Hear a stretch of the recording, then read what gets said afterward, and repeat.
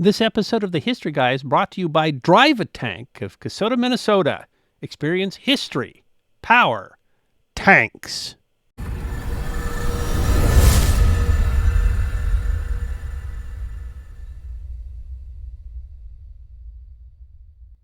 On March 2nd, 2022, the independent New Delhi Television reported that a group of Ukrainian civilians had posted a 22-second video of them taking a joyride around a frozen field in a Russian T-80B tank.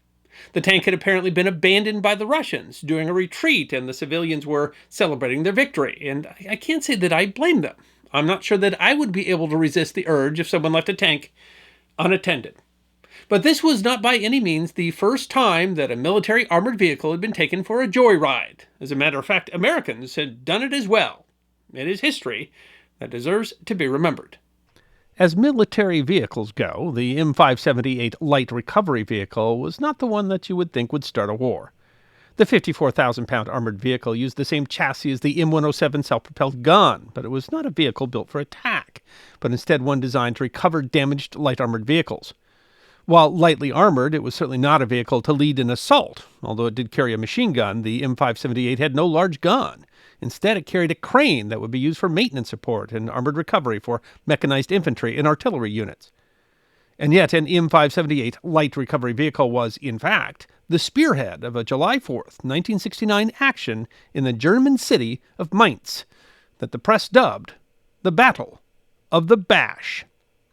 19-year-old Private John Dugan was assigned to the headquarters company of the 1st Airborne Brigade of the 8th Infantry Division, which was at the time stationed at the U.S. Army's Lee Barracks near Mainz.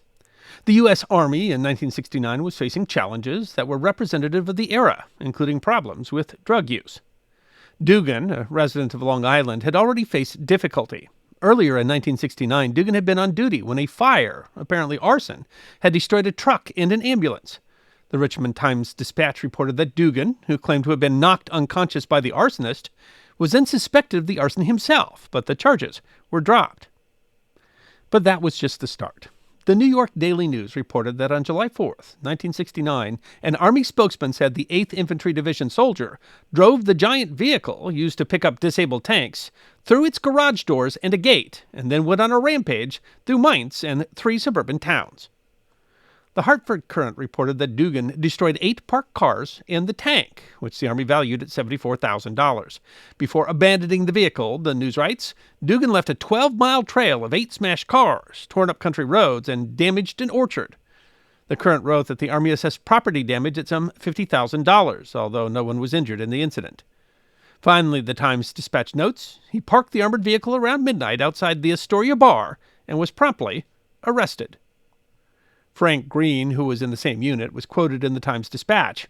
As I recall, Dugan wasn't the biggest troublemaker in the company, but no one was surprised that he did it. But why? On July 5th, the Courant reported that the Army said that the motive had not been determined and that he had been taken to an Army hospital for observation.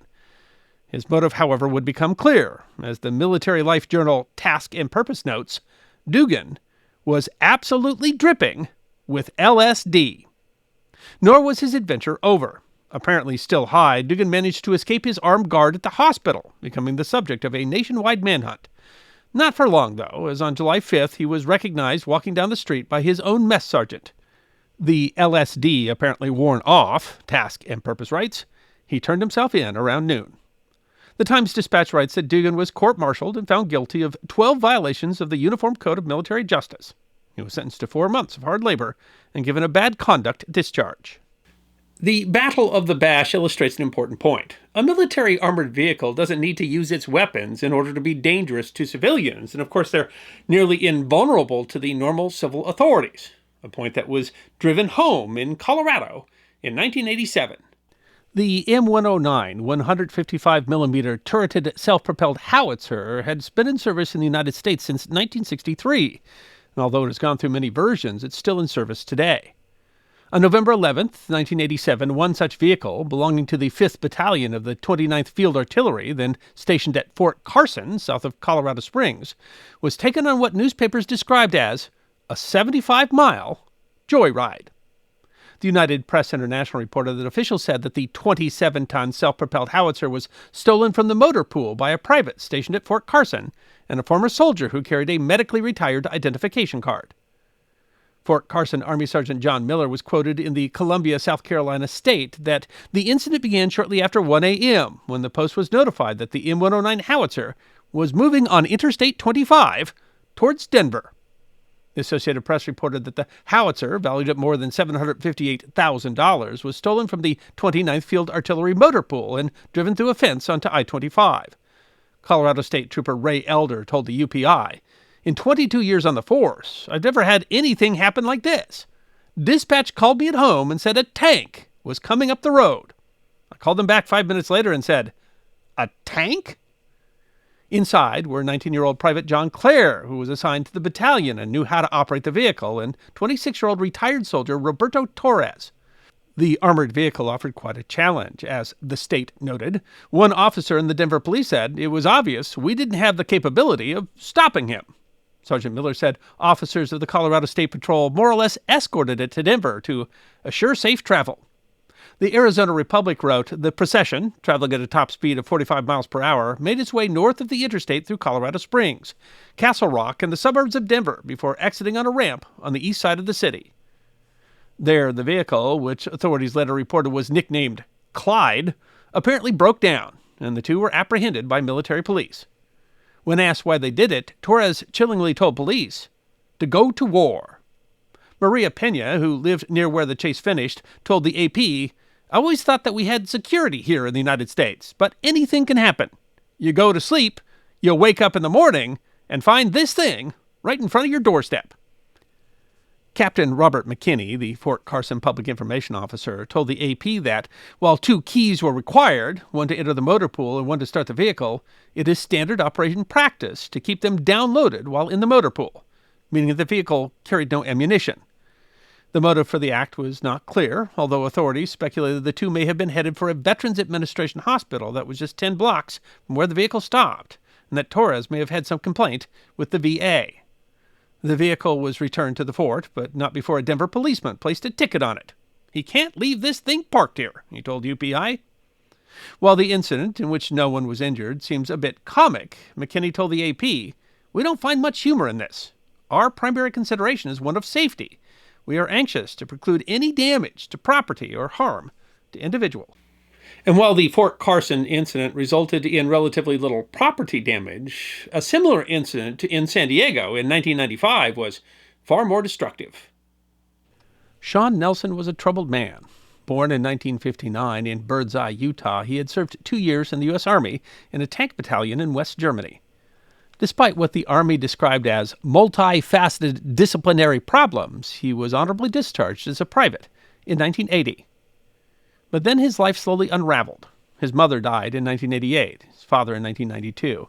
His first wife, Susie Hellman, told the San Diego Union-Tribune that following his parents' death, he was spiraling out of control with methamphetamines and alcohol. She filed for divorce in 1990. That year, he suffered neck and back injuries in a motorcycle accident. He tried unsuccessful lawsuits against the hospital that treated him for his injuries, as well as against the city of San Diego. His injury, addictions, and the theft of his tools from his van caused his plumbing business to fail in 1995, and his house went into foreclosure. Nonetheless, began digging a large hole in his backyard, which he claimed to have found gold. He was, in short, a troubled and desperate individual, not the sort of individual that you would like driving around in California's second-largest city in a main battle tank. The military veteran website We Are the Mighty writes, he was a suicidal veteran with nothing to lose when he entered a National Guard armory through an unlocked gate and then managed to open an unsecured patent tank that he just so happened knew how to operate. Unlike the M578 or the M109, the M60 was a main battle tank, although by 1995 it had been supplanted in frontline service by the M1 Abrams, but M60s were still in service with the National Guard. A neighbor described Nelson as shirtless and looking disheveled when he left his home around 6 p.m. From there, he drove to a National Guard armory on Mesa College Drive. CBS 8 News explains that the armory usually closes at 5 p.m. and the gates would be locked, but on that evening, the employees at the vehicle yard were working late. The Armory would be faulted for lax security. Not only was no one watching the gate, but there were several places where the barbed wire had fallen away and someone could have climbed a fence. The tank required no key to start it, merely a push of a button. Despite the National Guardsmen working nearby, Nelson was able to drive his van onto the Armory grounds and enter at least 2 other tanks that wouldn't start before finding one that did. We Are the Mighty writes, as the guards moved to stop him, the 63-ton tank lurched forward, then out the door, then off the base, and into San Diego. The UPI quoted Police Sergeant Rod Vandiver. Then he proceeded to drive around a residential area, rolling over cars and trucks, knocking over fire hydrants, and just making a mess. People magazine reported that area resident Ken Hunt was preparing to lead a Bible study class at his home when the electricity suddenly went off and the sound of grinding steel tore through the neighborhood. He went outside and saw the tank bearing down on him. Before I could do anything, he told the magazine, it ran right over my truck. Nelson did more damage in the neighborhood before, People writes, in a scene oddly reminiscent of the O.J. Simpson chase. A phalanx of police cruisers pursued the tank south onto Freeway 163 as news and police helicopters followed overhead. We Are the Mighty wrote, a top speed of 30 miles per hour meant that the police chase was a slow one, but nothing got in Sean Nelson's way in the last few minutes of his life. At one point, Nelson apparently attempted to collapse a pedestrian bridge by repeatedly ramming a pillar, possibly to deter pursuit. The chase lasted 23 minutes before Nelson tried to turn the tank across the concrete barrier into northbound traffic. The tank was stuck on the barrier. As Nelson tried to free the tank, officers climbed on top and opened the hatch with bolt cutters. They ordered him to stop, but he continued trying to free the tank and, apparently, shake the officers off. An officer fired 1 round that entered Nelson's neck. Paramedics treated him on the scene, but the wound was fatal. In his Rampage, Nelson had destroyed 40 vehicles, cut off power to 5,000 residents.